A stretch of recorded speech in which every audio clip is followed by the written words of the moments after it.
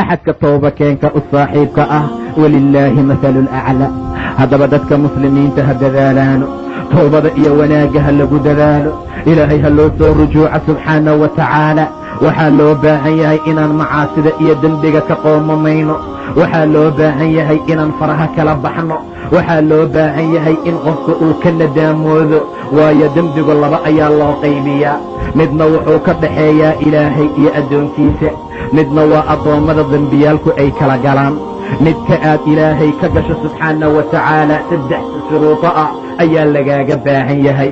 ta koowaad waa inaad dembigii faraha kala baxdaa, waa inaad xumaantii iyo macaasidii aad ku jirtay dhinac iska dhigtaa, waa inaad khayrka iyo wanaagga raadisaa. waa shardiga ugu horeeya.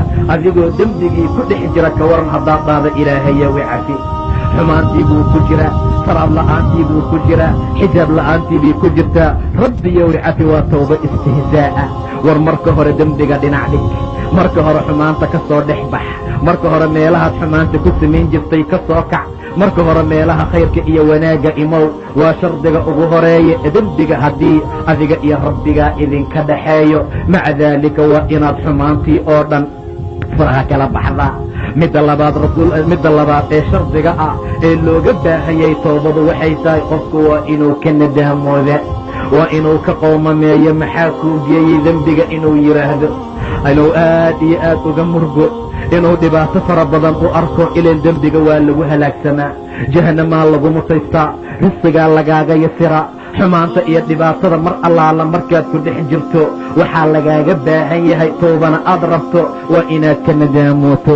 waan ku qosolnaa dembiga maanta. nin baa rasuulka u yimid oo yidhi yaa rasuulallah man najaa, badbaadadu maxay tahay? rasuulku wuxuu yidhi carabkaaga iska qabo, war midkaa iska ilaali, naartuu ku geynayaa. carabka iska ilaali buu yidhi nebiga sala allahu calayhi wasalam.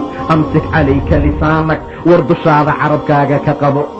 abuubakar baa la arkay asagoo meel laaba ku jira oo carabkiisa intuu qabta canaananaya oo xoog u jiidaya oo dhahaya haada aladii awradanii almawaarid.